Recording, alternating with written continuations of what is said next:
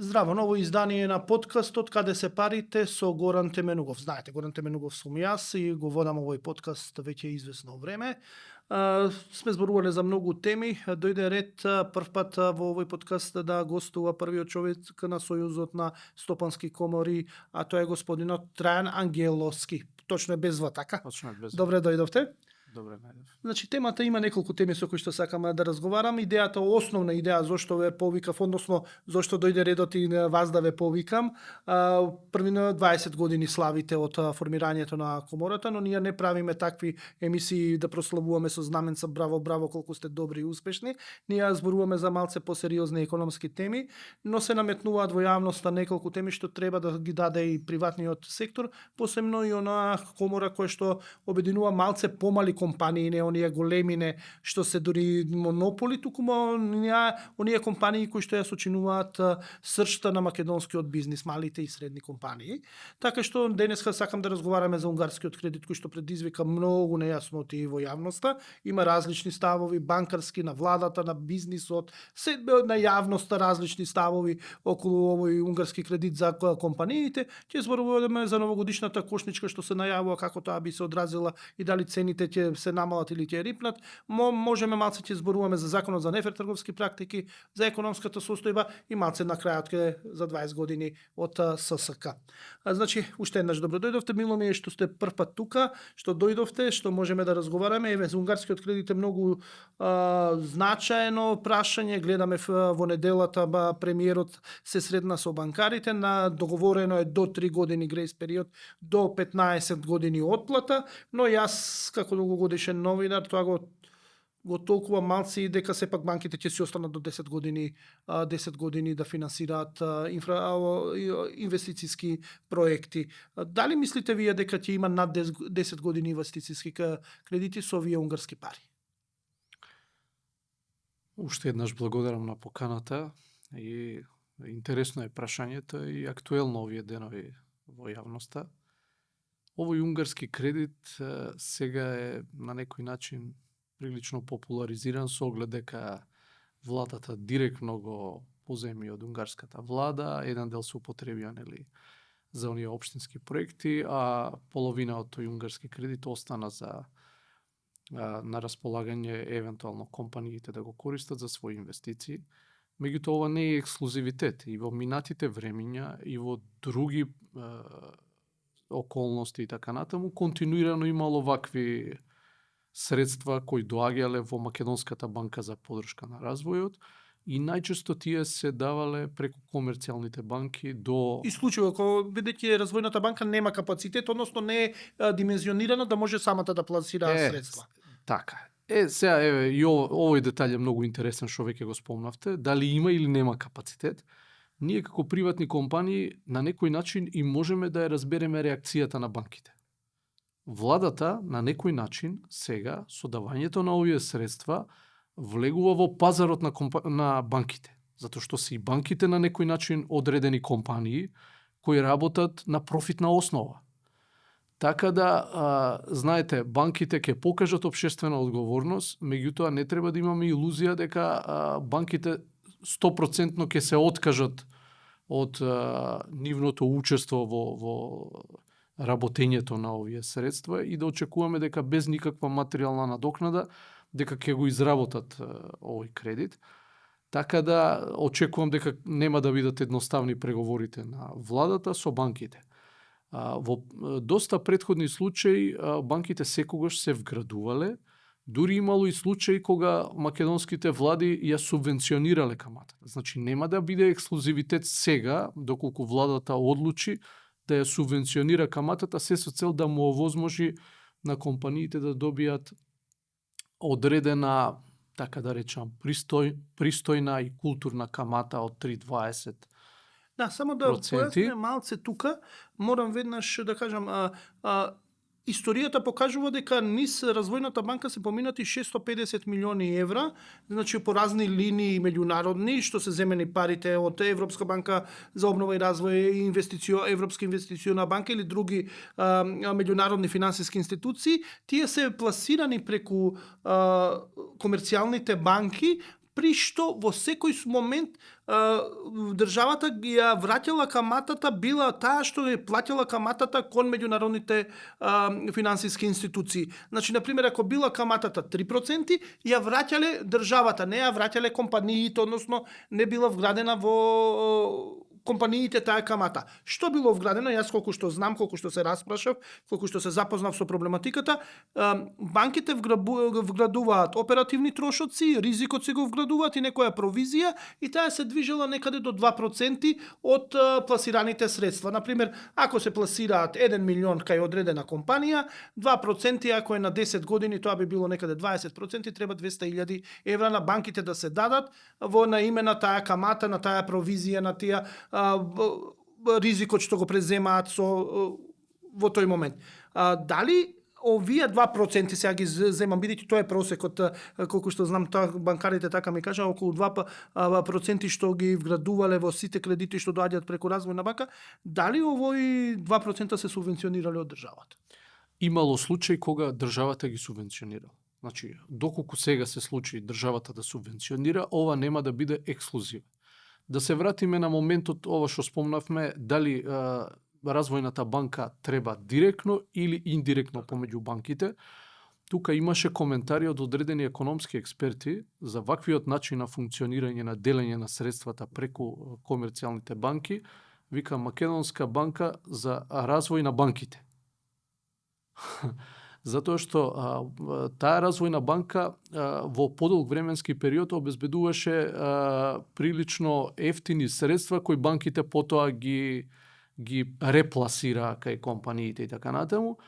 И треба да Македонската развојна банка, одговорните таму тврдат дека во моментов нема доволен капацитет директно да работат, меѓутоа ние како компании сметаме дека тој капацитет редно време е во иднина да се изгради и да може развојната банка по наредба на владата и владата кога ќе одлучи дека е потребно да ја стимулира економијата, да развојната банка може и директно да го одработи тој дел, да не биде зависна како во овие случаи од комерцијалните банки. Тоа е многу сложен процес, бидејќи банкарскиот сектор и банките имаат цели сектори за проценка на ризици, каде се пласира, значи тоа е макотрпен процес, не е тоа, иако ние веруваме дека кога ќе се договорат одма наредниот ден ќе почнат да фрштат милиони кај фирмите, ја мислам дека тоа е процес од 2 до 3 месеци додека не се направат елаборатите, додека не се разгледаат, не се направи проценка на ризикот, па да се предоговараат работите помеѓу клиентите, фирмите и банката како да се пласира, значи ќе имаме некој процес.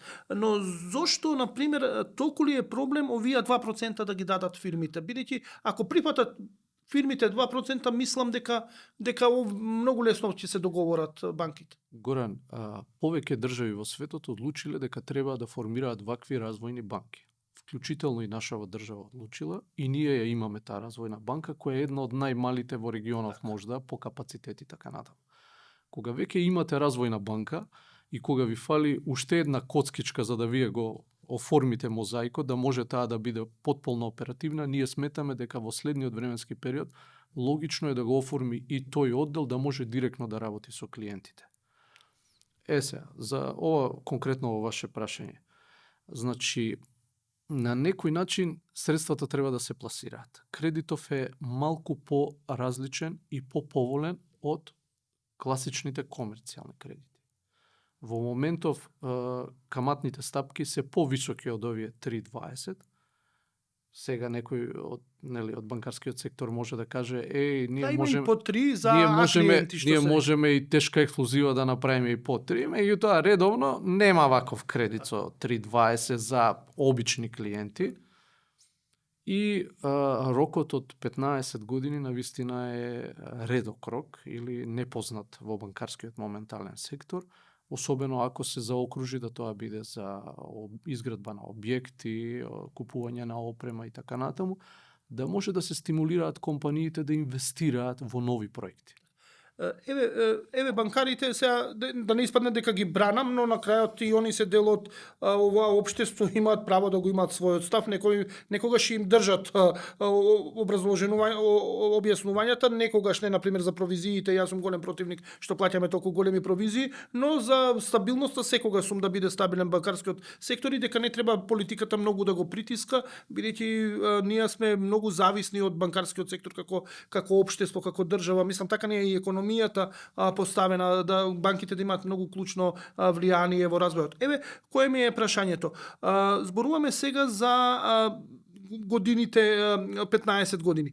Сите банки велат дека до 10 години за машини е исплатливо, бидејќи после 10-та година книговодствено вредат нула, компира у суштина машините и затоа ако има одржлив бизнис планот не е проблем да се вратат за 10 години. За 15 години веќе е премногу, при што информација што јас ја добив во брифинзите со банкарскиот сектор е дека на пример не име проблем нив ако сакате хали да изградите, значи она што се вика трајна вредност што останува, што не амортизира толку многу, не е проблем 15 години да се даде. Но за машини треба да се бараат дозволи од мајките фирми кои што се во странство и тоа им поместува многу сериозни проблеми, им предизвикува многу сериозни проблеми. Обично сметководствено и финансиски, ова што го кажувате, обично е така, меѓутоа јас очекувам дека ќе се прошири опсегот на опфат на овој кредит, дека ќе биде сигурно и за објекти и за опрема, зашто е нелогично само да е за опрема. Очекуваме дека и објектите се една голема инвестиција.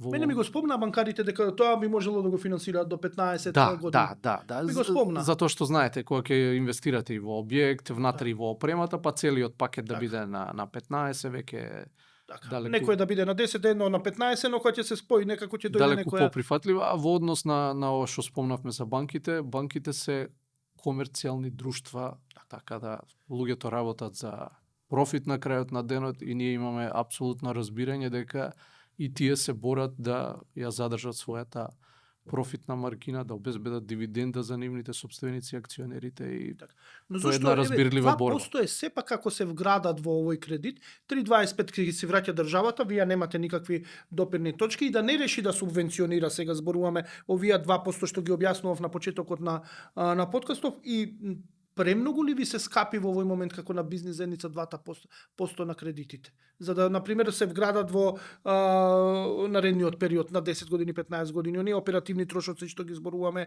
Значи, вие да си плаќате кредит да земете милион евра и да плаќате 2% на банките таа маржа што ја имаат и заработката и се што ја следува и ризикот да биде обезбеден во тие 2%. Бидејќи до 2% се движело вградувањето во овие кредити. А во моментов постојат, како што веќе и вие спомнавте, камати на комерцијални кредити.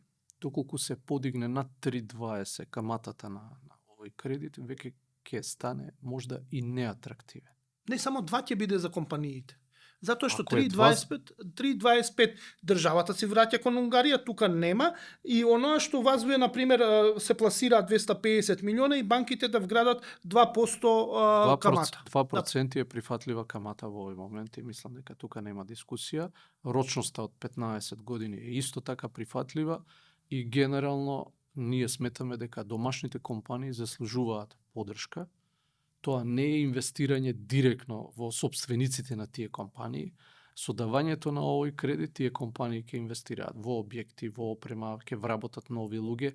Целосната клима економска во држава ќе се подобри, така да секое денарче инвестирано во домашната економија ќе се врати повеќе кратко. И сега јас испратив до Министерството за финансии прашања, не ми ги одговорија, за жал може ќе ми ги одговорат деновиве. Дали можат и фирмите во слободните зони, што се странски фирми што работат за странство, односно се големи извозници, да аплицира? Јас ќе ви одговорам, затоа што таму имате ограничување со субвенциите што ги даваат по правилата на Европска унија, не можете повеќе од 50% да поддржувате одредени компании, а тие веќе имаат искористено голем број на тие придобивки, субвенции. Али овие се кредит да подигнат. Па да, меѓутоа дискутираме дека каматата ќе е субвенционирана. Ако ја субвенционира државата Пак каматата. е Овие очиглед- 3,25 е субвенциониране, таа е рачунаме. Очигледно веќе Да, не, тие дискусиите 32 одат се во тој решено правец така. да се Да, субвенци- останува прашањето дали оние 1,5-2% што се у суштина како трошоци на банката и заработка на банката што ќе се вгради, дали таа ќе биде субвенционирана, таа не знаеме, не ми одговори од Министерство за финансии, исто тоа ги прашав дали ќе ја субвенционираат, не одговорија, но значи заради овие 3,25 не може да користат средства. Меѓутоа, да, и постои уште еден факт. Кога субвенционирате вие домашни компании на домашни граѓани, ги субвенционирате собствените граѓани. Вака, со таква евентуална идеја на субвенционирање на камати на странскиве компании, субвенционирате граѓани на некои други земји, што е веќе во одредена коализија. Да, во овие фирми работат македонски граѓани и тоа најмлади,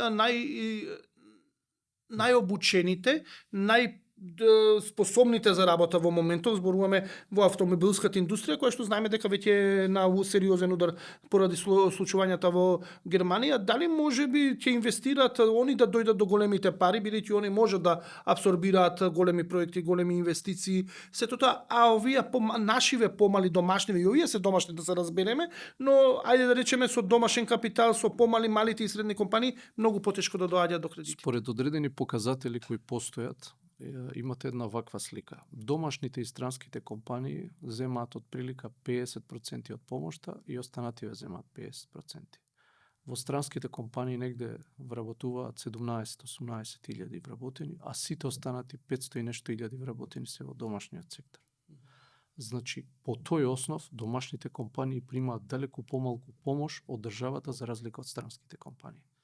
Така да, по многу параметри, домашните компании се уште не дошле до она ниво да бидат рамноправни во сопствената земја со овие компании кои доаѓаат од странство. И ние ги почитуваме сите компании кои отвориле барем едно работно место, меѓутоа морате да не сватите од еден аспект дека во сопствената држава кога ќе бидете во една подредена ситуација, навистина не е пријатно. Така. Значи, вие очекувате дека тешко ќе се одвиваат разговорите или ќе се договорат владата и банките? Мислам дека ќе се договорат во секој случај. Ви реков, имало и претходно ситуации од овој тип, така да нема да биде никаков ексклузивитет, нити субвенционирањето на каматата, нити системот по кој ќе се распределат овие средства, ќе се финализираат одредени детали, ова што разговаравме за типот на мената, рочноста и така натаму. Но еве сега од аспект на граѓанин, она што се наметнува во јавноста еве, тогаш доаѓаме во позиција ние граѓаните два пати да го плаќаме унгарскиот кредит, еднаш преку субвенционирањето на 3,25 што ќе го враќа владата кон Унгарија и вториот момент субвенционирање ако се донесе одлука, значи ова сега е предпоставка, ако се донесе да се субвенционираат оние обврски што компаниите ќе ги имаат кон комерцијалните банки, дали ќе биде 1,5, 2%, значи колку ќе се договорат и да е субвенционира таа сума. Тогаш и ние како граѓани и тоа го субвенционираме и така наместо 3,25 може да се субвенционираме да плаќаме 4,25, 5,25 зависи колку ќе биде договорена субвенцијата и колку ќе биде договорено вградувањето на банките. Мислам дека треба да бидеме внимателни со презентирањето на сликата кој ги субвенционира каматите. Домашните компании се сршта или суштината на оваа земја. Со помош на домашните компании се градат автопатишта, училишта, здравствени објекти и така натаму. И еден добар дел од домашните граѓани работат во домашните компании. Така да не ја представуваме сликата дека од нас, физичките лица, дека ние ќе ги субвенционираме, државата има буџет, во кој буџет има адекватна распределба на средствата, во кој правец ќе ги троши. Домашната економија, не само македонската, и другите економии низ светот, државите инвестираат во нив. И е сосем разумно да инвестирате во собствената економија. Затоа што вашата економија треба да ја издигнете на повисоко ниво. Доаѓаме исто така до едно прашање што еве се наметнува и економисти го наметнуваат од аспекта на тоа дека велат И во овој момент да имаат добри проекти бизнисмените, ќе дојдат до релативно поевтини пари. Банките се супер ликвидни, супер солвентни, супер средени, значи имаат големи потенцијал и од што немаат каде да инвестираат во државни благајнички записи, мислам државни хартии од вредност, затоа што едноставно немаат каде да ги дадат тие огромни средства. Верувате ли дека има во нашата економија компании кои што можат за 250 милиона во овој момент да конкурираат во овој ефтинка кредит, а не можеле претходно да конкурираат само заради каматната стапка или нема толку квалитетни проекти? Овие економисти имаат пријатели банкари, па застануваат на нивна страна. Па да, дел и банкари, дел економисти го поставуваат, логично е прашањето. Значи логично. 250 милиона како кредити во поделени од банките, некогаш се случува одредени банки на дневно ниво да ги поделат. Значи 250 милиона не е драматичен износ. Така, тоа е да го рачистиме точно, тоа е така. Значи да не стекнеме впечаток дека вака физичките лица кога една банка од големите 3-4 што се може да ги пласира без проблем, значи сите 250 милиона без никакви опасности. Да не креираме лажна слика дека 250 милиона се драматично голема цифра. Така е, не, тоа е така. Не. Точно е, банките финансираат, меѓутоа секогаш државата треба да процени во даден момент на кој начин да ја стимулира сопствената економија. Во моментов нашата економија има најниска стапка на раст од сите економии во околината. Значи, да ги земеме Србија, Косово, Албанија, сите овие од Западен Балкан. Да. А ние како Западен Балкан сме последни во Европа. Значи, нас сите механизми за стимулација, за реформи во економијата, за унапредување на македонската економија на вистина не ни се преземени и ние допрва треба да одиме по тој пат. Така да очекувам континуирано владата да продолжи со поддршка на компаниите и особено домашните. Очекуваме да следат реформски процеси во следниот временски период, затоа што еве под услов и да ги поделиме овие 250 милиона. Ние континуирано апелираме дека не постојат доволно слободни локации за инвестирање. Не постои квалитетна инфраструктура. Значи, постојат повеќе аспекти на кои треба да се работи во следниот време. Широк фронт, што се вика.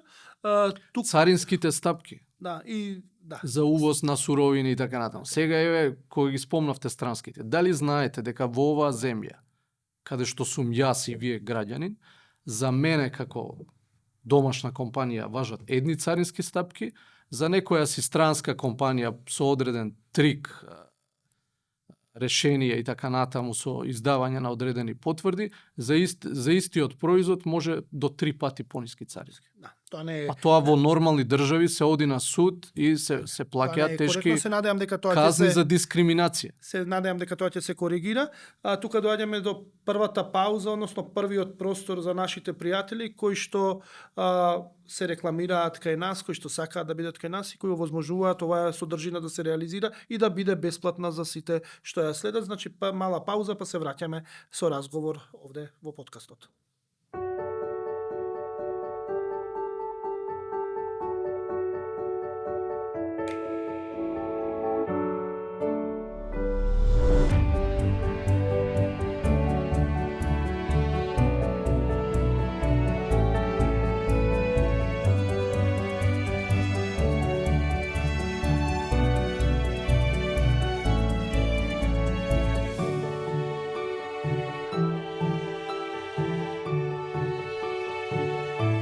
Атлантис.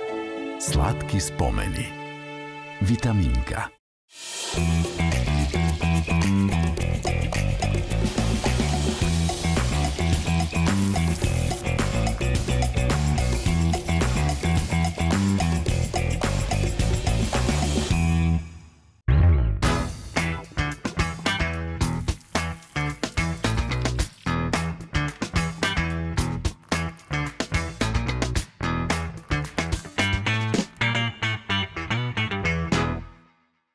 Во Во подкастов сме со првиот човек на Сојузот на стопански комори, Трајан Ангеловски. Зборувавме за унгарскиот кредит, мислам дека го исцрпивме веќе, целата материја, но освен едно прашање што сакам да финишираме и со почетокот на вториот дел, има услов дека мора компаниите што ќе инвестираат да го зголемат своето производство. Пред се во вредност, односно да го дуплираат во однос на растот и инфлацијата што се предвидени за годината каде што инвестираат. Мислите дека може да се испорача таков услов некој? Па секогаш постојат одредени услови, било каков кредит да земете, постојат услови за подигнување на тој кредит, постојат параметри, учества, намена и така натаму, така да очекуваме да е сосем логичен. Не би ги коментирал процентите сега, знаете, имаше првична најава, па имаше корекција, дискутираме намената, дали ќе биде само за машини или ќе биде и за објекти и така натаму. Мислам дека Министерството за економија, како носител на тие средства во државата и комерцијалните банки кои треба да ги пласираат, ќе ги договорат, ќе ги утврдат тие детали и конечно ќе се пушти. Така. Доаѓаме сега до она што исто така е многу интересно, ни се наближува нова година. Тоа е дека се најавува новогодишна кошничка. Министерката за финансии не знаеше кои производи би биле опфатени со таа кошничка, она знаеше само за великденската кои би биле опфатени, но што очекувате, дали ќе се смират цените, бидејќи ова се воведува со цел да нема ценовни шокови пред празниците, бидејќи се наведува дека пред секој празник, пред одредени производи кои што се карактеристични за тој празник, поскапуваат, значи одат горе и едноставно граѓаните се изложени на дополнителни трошоци, иако претходно не биле. Сметате ли дека ова се среќни решенија за вакви прашања за да не поскапуваат производите? Па мислам дека треба да се влезе во длабока реформа на сите тие елементи кои го формираат пазарот. Ние претходно тоа сме го иницирале. Очекуваме да заживее законот за нефер трговски практики. Сметаме дека тој на суштински начин ги решава сите овие проблеми. Таму се дефинирани одредена група на производи која е далеку поширока од овие потрошувачки кошнички, каде што треба да ги лимитира маржите. Тука имаше одредени нејасноти, одредени органи во државата, што е рабат, што е маржа. Јас конкретно со неколку професори од економскиот факултет ги разјаснувавме поимите што е маржа, што е рабат, значи тоа е едно те исто. И тука треба тие 1000 или 2000 производи кои се наведени во законот за нефер трговски практики, треба кај нив да се регулира колку е таа маржа, и на тој начин очекуваме да имаме на некој начин европски систем на формирање на овие цени. Во меѓувреме, во однос на министерката имаме две линии на информации. Министерката за финансии тврди дека немаат капацитет адекватно да ги проверат лимитираните цени или ограничувањето на маржите. Од друга страна, вамо Министерството за економија се обидува нешто да креира. Меѓутоа, ние очекуваме на подолг рок да се решат одредени проблеми. Се сеќавате пред отприлика минатата влада која ги ограничи маржите за зеленчукот? Што се случи, како се случи маркетите да останат без зеленчук? Да. Ајде да објасниме вака за пошироката јавност што се случи. Веројатно постои увоз каде што се декларираната цена за увоз и реалната цена се разликува. Министерството за економија, гледајќи ја декларираната цена, ги ограничи маржите на декларираната цена, која беше нереално ниска, ради да се платат пониски царински и даночни зафаќања. На тој начин, луѓе кои веројатно увезувале, немаа мотив да ги продаваат по тие цени. Овие денови слушаме од одредени наши членки, например, цената на граф кој го гледате според увозните царински декларации. И оној кој ќе го видите на берзите, овој според увозните царински декларации е далеку понисок. Веројатно и тука постојат нереални увози. Мислам дека на подолг рок Министерството за економија со сите негови служби треба да се вклучи да ја сузбие оваа сива зона. на тој начин да наплаќа повеќе даноци, повеќе царински давачки и на тој начин да се регулира пазарот и да ја подигнеме нашата економија. Ама така нема ли да ни се зголеми нас цената на гравот, на пример, бидејќи ако увезува за 10 денари, го фактурира 10 денари, реално го плаќа 20 денари, а мене ми го продава 50 денари, кој ќе треба да плати на 20 денари давачки наместо на 10 фактурирари, мене ќе ми ги накалеме уште 10 денари и ја ќе платам 60. Горан, сивата економија мислам дека не му иде во прилог на никој. И сивата економија ги оштетува сите граѓани на оваа земја и сите институции на оваа земја. Така да на долг рок, ако сакаме благосостојба, ние дефинитивно... Така, но што правиме со реалната економија, не со светлата економија, со белата економија, мораме кое да го што истото го прави мораме тоа? да го подигнуваме стандардот. Јас искрено работам 30 на години во економијава, татко ми ја основа фирмата, јас од своите 12 години сум со него. Ја не верувам политичар дека може да ми обезбеди толку ниска цена, а јас да имам толку мали приходи да можам таа цена да ја платам. Значи ја верувам дека ми требаат услови да можам повеќе да заработам, за да можам да ја платам реалната цена. Тоа е по мене реален пристап.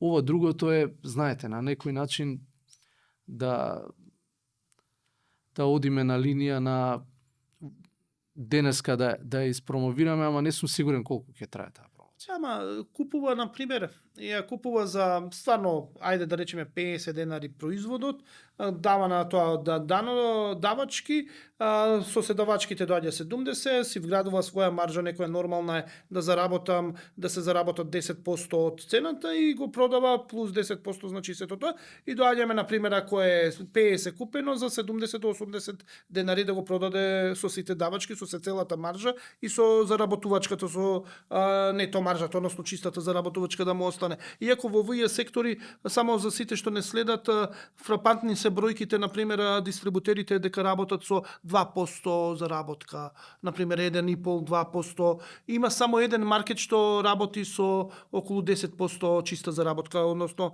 10%. Инаку сите се 5, 4, 3, 2, на пример, големи дистрибутери со 2%. Но, ајде, тоа е само да го бидат информирани оние што не следат, дека не е баш така големи се пари, бидејќи е голем обемот, но процентот на заработка не е толку голем. Но доаѓаме до моментот како одеднаш имаме некој со 10-20% да заработува и да имаме екстремно високи цени на храна и на сите останати производи што се во актуелни во тој моментот. Како дојдовме до тој момент?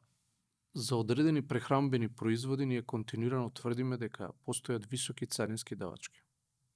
Високите царински давачки ги поскапуваат суровините. Од друга страна, нереалниот увоз по нереални цени го уништува домашното производство. Се сеќавате дека ние долго време бевме еден од големите производители на домати, на краставици и така натаму. Знаете дека најдобар дел од тој зеленчук сега скоро па да го увезуваме. Да, Албанија, например, има направено и страшен исчекор во тоа. Инаку албанска краставица и домат веќе е преплавено, што алал да име што се толку бизнис ориентирани. Ние имаме една ваква случка со одредена наша компанија. Знаете помфритот кој го јадеме во рестораниве од каде?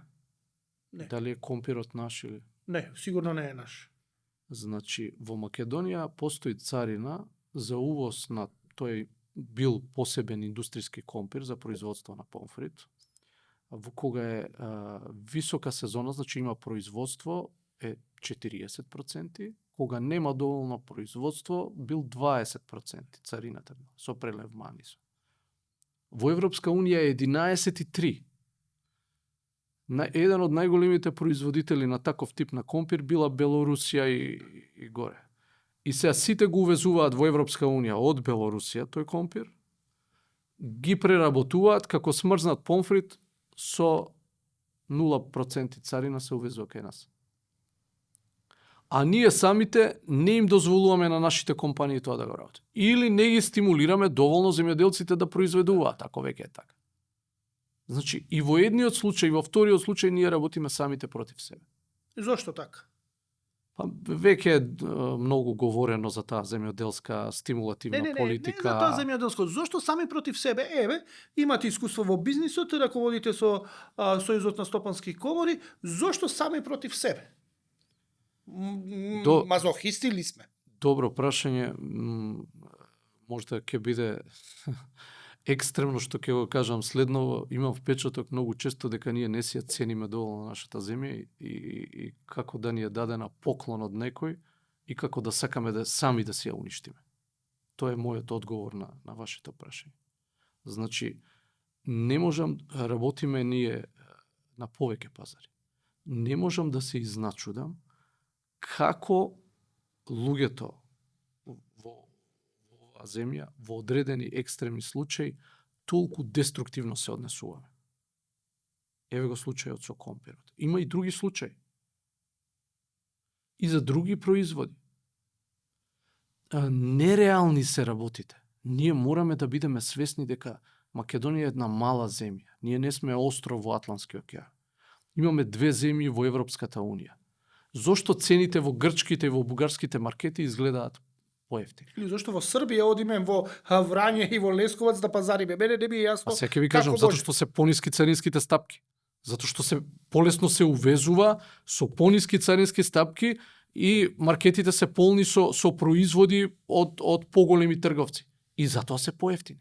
Да, јас патував пред известно време, ја поминував Јужна Србија, мислам цела Србија, но во Јужна Србија ми остави неколку работи впечаток. Први, имаат страшен број на оранжерии.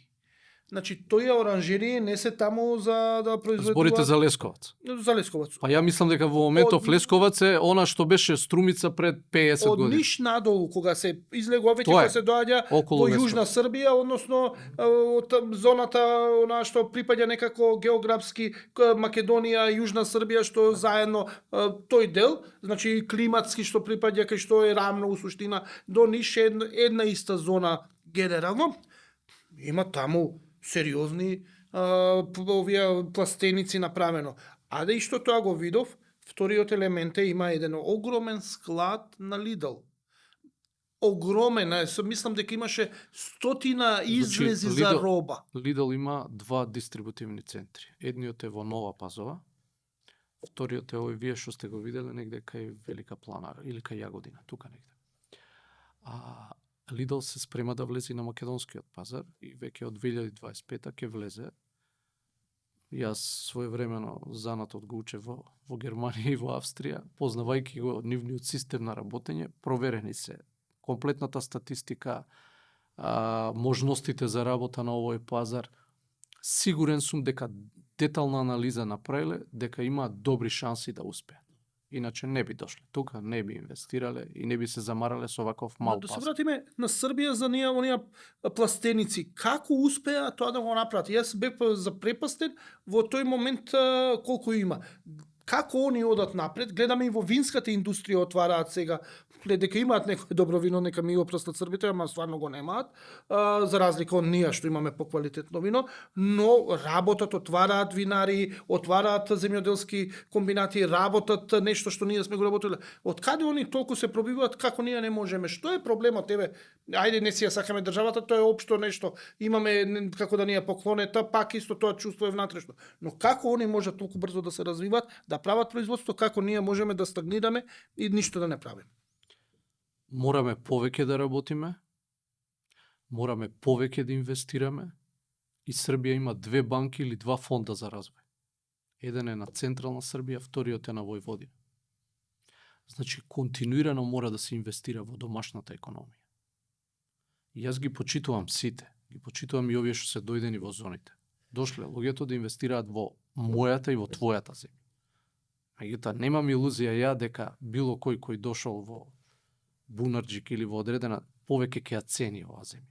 Од мене и од тебе. Затоа што сме ние домашни, овде сме живееле, овде сме завршиле основно, средно, факултети и така натаму, и логично е тебе и мене да ни значи оваа земја повеќе.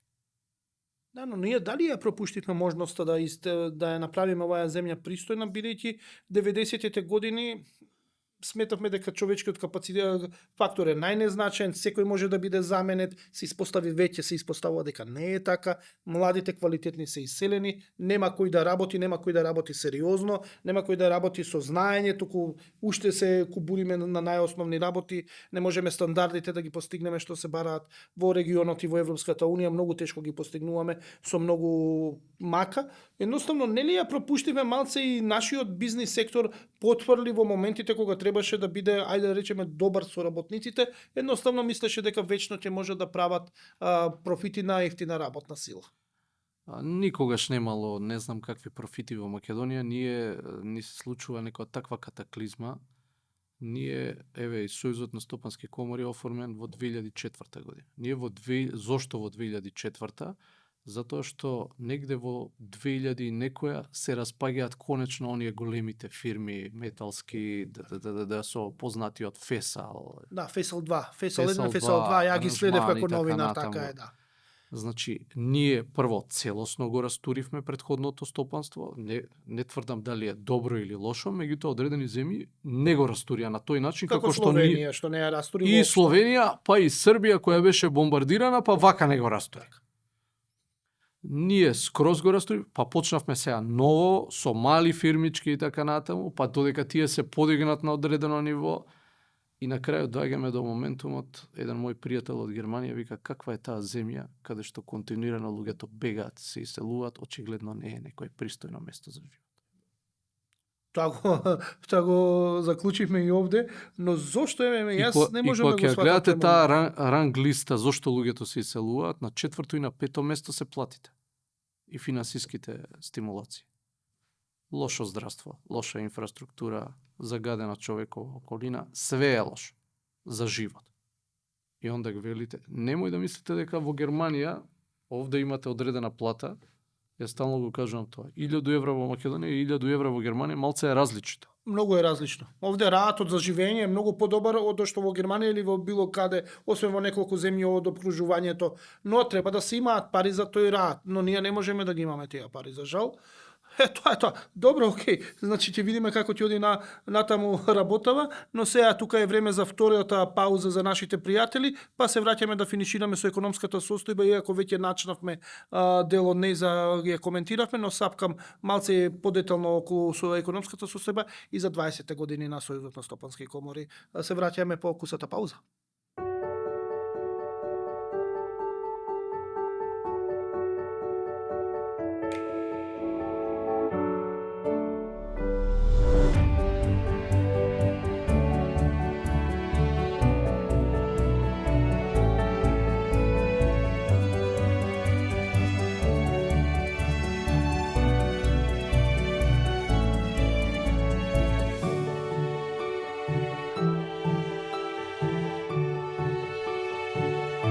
Атлантис. Сладки спомени. Витаминка.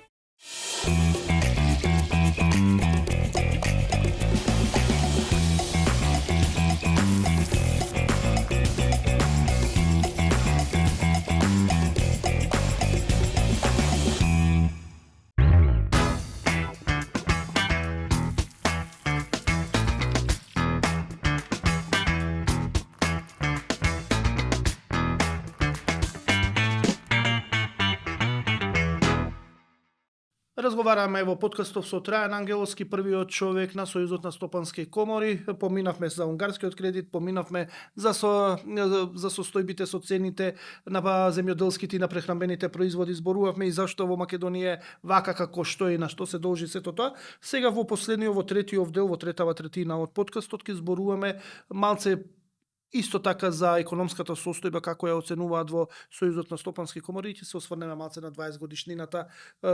Ќе имате простор да се пофалите малку, но пред да ви го дадам таа можност да се пофалите што имате постигнато за 20 години, од кај почнавте и каде сте сега, да зборуваме за економската состојба, еве одма се станав сериозен, нема насмевка. Јас сметам дека е многу лоша. Што сметате вие во Сојузот на стопански комори и дали сметате дека во 2025 година ќе биде сериозно лошо и треба да бидеме многу внимателни бидејќи сме на прагот на нова криза? Јас сум по образование машински инженер и ние обично на таквите факултети многу добро мораме да совладаме математиката, за да можеме да се посветиме на другите дисциплини кои ни се дел од професијата. За следната година има најава 3, нешто, минус 2, нешто. Тоа е минус. Значи, инфлацијата, минус растот, добивате минусна бројка. Значи, тоа покажува дека 100 денари помалку ќе вредат или помалку ќе можеме да купиме со нив. Мислам дека мораме сериозно да ја сватиме работата. Ако порано се тешевме со околните земји, еве го Косово е вакво, Албанија е ваква, Србија беше, нели, со сите оние нејзини трауми, Босна, еве минатата недела бев на инвестициона конференција во Босна. Мислам дека и политичарите, и ние луѓето кои работиме во економијата мора да сватиме една работа. Дека ни треба амбициозен план, амбициозна агенда, каде што мора многу детално да ги дефинираме сите чекори кои треба да ги преземеме во следниот временски период и да сватиме дека се наоѓаме на еден светски надпревар. Ние се наоѓаме секојдневно на светско првенство. Така. Се конкурираме со сите светски компании и со сите светски економии. Се случуваат разни турбуленции, од војнава во Украина до други глобални движења и така натаму, поволни и неповолни. Меѓутоа, ние мораме сериозно да се реформираме. Така. Ние мораме секоја секунда енергија и работа и труд што ќе ја потрошиме во нашава земја да вреди повеќе од останатите. Така, сега баш проверувам, да спомнавте Босна. Босна има сериозен бруто домашен производ од нас, мислам, во население дупло поголема, колку што знам. И плюс тоа она е потполно нефункционална, но ако јас овде добро гледам, а гледам сега ова е од 2022 година бруто домашен производ, и тоа е од босанската влада документ, значи што го најдов, има 45 милиарди конвертабилни марки го имаат бруто домашниот производ. Тоа е сериозна бројка, која за земја која што е дупло поголема со население, поголема по територија и по рудни и природни богатства, но во население е земја во сериозно. која 5 години се разоруваше, Така. пола милион луѓе изгинаа и каде што одите во Сараево од Сараевски аеродром на кај Јахорина, ви вика од овој семафор десно е Република Српска, на самиот семафор е границата. Значи, ние за среќа ги немавме тие трауми.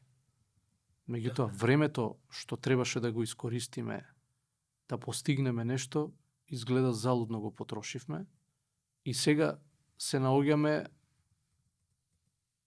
далеку позади Така, и ваквите сега земји. ги конвертирав конвертибилните марки во евра, тоа е делено со 2, значи они имаат бруто домашен производ од 23 милиарди евра, тоа е од 2020 и 2022 година, што значи дека се од нас поголеми, ние во 2022 мислам дека имавме околу 13 милиарди евра. Значи се за 10 милиарди поголеми, помоќни, иако се, мораме да кажеме, потполно нефункционална држава, понефункционална од нашата. Значи, треба да се стегнеме да не бидеме преголеми оптимисти за 2025, колку што можам да разберам. Ние мора да направиме реформска агенда. Добро, владата вика дека ја прави. Верувате ли дека ја прави? Ја гледате ли веќе? Еве 6 месеци ќе се наполнат на 20 декември од формирањето на владата. Чувствувате ли дека реформска агенда е, бидејќи ја чувствувам дека некако споро оди целава работа. На тоа мнозинство во собраниот 58 пратеника, скоро 2/3 што може да го постигнат во собранието, некако како да немаат храброст малце посилно да удрат во реформите. Кој е вашето чувство? Не знам, не би сакал да се базирам на чувства или... Добро, до вас што го гледате, екзактно рековте машински инженер, така да, на моментално расположение и така натаму.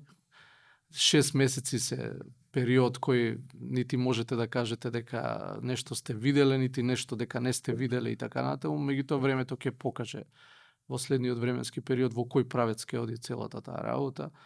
Еве, ова е првото со унгарскиве средства и кредити, доколку на вистина се случи нешто со локалниве проекти, нели 250 милиона се определија за општините, околу 100 и нешто се аплицирани. Така. Значи, До нова година, да не го забораваме дело дека фактички ние немаме капацитет од 100 и нешто до 200 и нешто на обезбедени средства да аплицираме. Да, и временски заради буџетската рамка мораше до нова година да ги вметнат, па ќе се пренесат наредната година уште 150. Сигурно, парите нема да пропаднат. Меѓутоа, значи, треба поголем капацитет за создавање на проекти. Кај сите. И кај приватен сектор, и кај државен сектор и така натаму. И тука очекуваме да се динамизира целиот процес. Со инфраструктура, со модернизирање. Ние сме доведени во ситуација да во 21. век немаме железница. Така е. Да, Значи, пазите, ние сме имале во 1800 и не знам која година кога првпат се отворила железницата, денеска вие карта не можете да купите за со воз да одите на некоја така е. на меѓународно патување, што е на вистина Слепо црево, у суштина, останавме, за жал, некако пропаѓаме од 90-те години наваму, Ај, нема стратешко инаку планирање. позицијата ни е една од поповолните. Така е. Затоа што на онаа рута која за азиските земји е многу интересна, од Пиреја, Солун, кон Средна Европа и така натаму, Македонија е баш на таа рута. Ама ќе одат преку Бугарија и ќе заобиколува кај Пирот преку Србија и тоа ќе го направат. Па ние треба да се потрудиме да одат и преку нас. Нека ама еве одат не и се преку трудиме. таму. Ама еве не се трудиме. Да. Знаеме што треба, ама еве она пак доаѓаме зошто сами против себе, како да си пукаме во нога. Ние, например, ја поздравивме идејата за изработка на брза железница која би се поврзала со српската.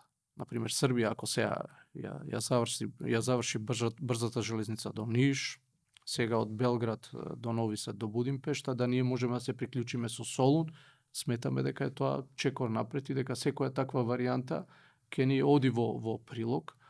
Ова со Бугарија, нели, е политичко или не е политичко прашање, меѓутоа економско Бургас ни е предалеку. За нас Солун е првата точка, Драч е втората. По километража, по трошоци на транспорт, по сите економски параметри. Значи, ние алтернатива за Солун скоро па да немаме. Србија нема алтернатива на Солун до Белград. Србите користат неколку пристаништа, не знам колку е тоа познато, ја користат Риека, доле го користат Бар, ама јужниот дел на Србија исто така ориентиран кон Солун. Добро, они го имаат и Дунав пловене. Го имаат Дунав, меѓутоа нема голем број на речни пристаништа, сега планираат да градат. Релативно е познато, нели имаше и со воените дејства на одредени делови Дунав беше затворен и така. Меѓутоа, ако за пола Србија е Солун таргетот, и за нас треба да е. Така. Треба да е, па ќе видиме што ќе биде. Доаѓаме до последниот дел, односно до последното поглавје на овој подкаст, а тоа е 20 години на Сојуз на стопански комори. Се сеќавам кога се формиравте како незадоволство тоа што се случува во бизнисот во Македонија. Убаво рековте кога се распадна големите, последни големи гиганти, кога се раздробија и најчесто згасна. Тука се Годел, Македонка во Штип беше, ФАС 11 октомври, Металски завод, Тито. Значи цела онаа индустријска зона во делот што е кај Гази Баба, што беше позната индустријска зона, што функционираше и што беше срцето на индустријата во Македонија, тога згасна, Кожара, значи Годел, сите што ги знаеме, вие се формиравте. Што може да кажете, колку сме понапред или поназад од тоа што беше во 2004 и сега во 2024 година? Колку целата ситуација, колку вие придонесовте да биде понапред или ситуацијата придонесе вие да се борите да скрпите крај со крај како фирми, како компанија, како Сојуз на стопански комори?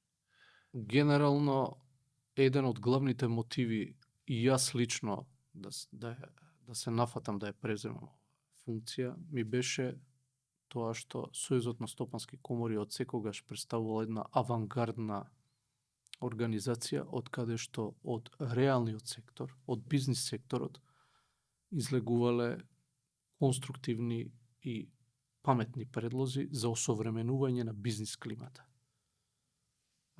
малку е познато во јавноста, бруто плата, еден од моите поранешни колеги ми бараше, вика, извади ми од архивите дека јас сум му ја дал на тогашниот министер Трајко Славевски. Ред економски мерки, ова со МПБР банките, јас лично сум присуствувал на состаноците кога Зоран Ставревски како министер 2009-2010 година за време на економската криза, кога каматите отидоа до 20 и нешто проценти, па обезбедуваа средства преку МПБР да се стиши тоа цунами кое доаѓаше и така натаму. Секогаш ние приватните фирми, фирмите формирани со приватен капитал, каде што имало реален економски домакински однос кон работењето, сме биле насочени кон тоа да создадеме квалитетни услови за работење за нас и за сите останати во државата. Зошто е Сојузот на стопански комори формиран? Во тоа време, за жал, ние, малите и средни компании, не сме имале пристап и никој не ги застапувал нашите интереси и едноставно сме почувствувале дека ни е потребен еден вид на чадор под кој можеме заеднички да застанеме, да бидеме солидарни еден со друг и да ги браниме интересите на реалниот бизнис сектор. И ден денес тоа го правиме, иако седат луѓе од различити индустрии, од различити бранши, секогаш се трудиме да бидеме многу реални, многу принципиелни, ние по статутот сме непартиска, не смееме по ниеден основ да ги сегрегираме луѓето, да ги делиме на било каква основа компаниите и се залагаме да нашите членки и нашите компании бидат подобро организирани, да имаат подобра клима за работа и Сојузот на стопански комори е единствената стопанска комора од нашиот регион која има член во Генералниот совет на Светската федерација на стопански комори, значи еден представник од Турција, еден од Македонија и следниот од Швајцарија. Значи теоретски ние го представуваме и практично регионот на југоисточна Европа. Седиме со нашите колеги од цел свет, од Австралија до Америка, Канада, цела Европа, Африка и така натаму и разговараме за економски теми, така да сме прилично упатени што се случува во светот и во кој правец одат работи. Ајде да се вратам на моментот на формирањето. Тогаш имаше во јавноста се создаваше слика дека се формирате за тоа како опозит на најстарата стопанска комора, која што важеше за дека е поддржана од една партија, а вие сте поддржани од друга партија. Ајде да не комплицираме дека таа комора позади нејзе стои Социјалдемократскиот сојуз, а позади вас ВМРО ДПМН и дека вие сте партиски пандан на таа комора.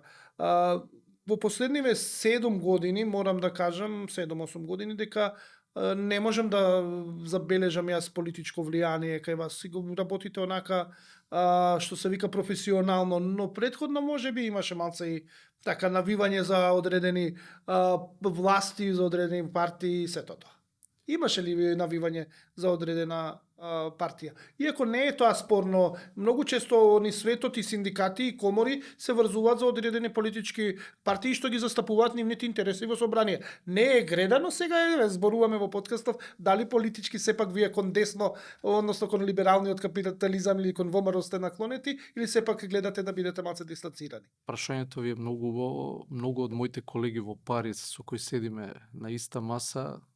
Еден од нашите колеги е сега еден од министрите во Брисел. Така да коморите се обично добра одскочна даска ако планирате да продолжите во политика. Во однос на, вие рековте, постарата комора и нашава комора, ако гледаме на политичка ориентација, може од повеќе аспекти да ја гледаме. Тоа што ги биеше гласот, значи зборуваме пред 20 ако гледаме колку министри од СДСМ седат во таа комора, може да ја класифицираме како ориентирана кон партијата СДСМ. Во однос на мене и на нашава комора, јас кога дојдов оваа позиција, ми се јави еден мој пријател, тогаш министер во македонската влада, вика, не знаев дека си ВМРО-вец. Викам, до сега не сум влегал нити во кладилница, нити во партија. Така да, ние по статут не смееме да се занимаваме со политика. Секој од нас има своји мислења, размислувања и така натаму, тоа не е спорно. Меѓутоа се трудиме на вистина да сме реално поставени, економските прашања ни се главна и основна тема. Инаку познаваме многу луѓе и од лево и од десно, така да. Да, но убаво рековте одскочна даска, да, така е. И синдикатите се одскочна даска исто така во политиката да се влезе, но и коморите се. Еве, и во нашиот случај вашата претходничка влезе во политика, значи планирате ли вие во иднина да се лансирате во политичкото небо и да ве видиме на некоја листа, на пример, еве наредната година баш локални избори, па да ве проба некоја партија за градоначалник, да ве проба нешто така? Да, ми го поставувале ова прашање пред формирањето на оваа влада, мислејќи ова што го кажавте и така натаму, цел живот работам во бизнис секторот, така да на вистина никогаш не сум се гледал во политиката и сметам дека најдобро знам да работам во бизнис секторот. Ние како семејна компанија, татко ми работеше до 90-тите години во металскиот завод Тито. Имаше прилично одговорна функција, соработка со регионалните пазари, цела бивша Југославија и Европа. И излезе од металскиот завод Тито и со позајмени 500 марки во тоа време оформи семејна компанија. Ние поседуваме неколку семејни компании во регионов. Така да максимално сум фокусиран на развојот на семејниот бизнис. Тоа ми е обврска наследено од татко ми, би сакал да го предадам на моите деца. И заедно со колегите се трудиме на вистина на максимален начин да влијаеме на подобрување на климата, да ние како македонци во Македонија се чувствуваме на вистина дека тука ни е местото, дека сакаме да бидеме квалитетни македонски фирми и да се надпреваруваме со сите компании од регионот и од Европа. Јас на вистина ми представува задоволство кога моите фирми излагаат на странски саеми и кога на вашите производи ќе напишете Made in North Macedония по ново или Macedония по старо. Али нема ништо побаво, нели сега во влада, па вашите фирми да се зимаат тендерчиња, па да се збогатите, наместо да се мачите една година, вие ќе се мачите еден месец да ги наредите тендерите и опќе заработите како за 10 години. Моите фирми ден денес не работат на скоро ни еден тендер, така да јас не можам да се пофалам. Добро, не, викам дека политиката може да биде и добро за фирмите. Сега некој нам прави дебели пари од тоа. Бизнисот 30 години ни е така структуриран да со државата многу ретко доаѓаме во контакт и тоа ни е можда огромна предност. Се фокусиравме на странските пазари и сметаме дека богатството да живееме во ваква убава земја, а да можеме да работиме низ светот е навистина привилегија. Последно прашање, каде ја гледате војнина, каде го гледате Сојузот на стопански комори? Па секогаш верувам дека кога работите се поставени на здрав темел, дека може да доведат до еден навистина позитивен резултат. Ние не поседуваме згради за разлика од некои наши колеги во другите комори. Немаме привилегиран статус да класифицираат дека сме најголема, најова. Ние го практикуваме законот во нашава земја, кој е донесен на наше инсистирање во 2011. Сојузот е оформен во 2004. До 2011 година нашите компании биле членки во Сојузот, а по слово на законот плаќале чланарина во таа комора. Од 2011 постои демонополизација и ние сакаме да го развиваме Сојузот на стопански комори како наша организација, каде што секој од нас на доброволна основа може да партиципира, да вложи свој труд и енергија. Мојата функција е волонтерска, јас не примам никаква материјална надокнада за мојот ангажман во Сојузот на стопански комори и сметаме дека во интерес на нашите компании, во интерес на економската состојба на нашата земја, дека треба да инвестираме дел од нашето време да го развиваме Сојузот на стопански комори. Благодарам. Ова беше значи првиот човек на Сојузот на стопански комори Трајан Ангеловски. Да ви се заблагодарам што бевте дел од овој подкаст. Се гледаме во некоја прилика, од мене толку, се гледаме во новата епизода. Чао.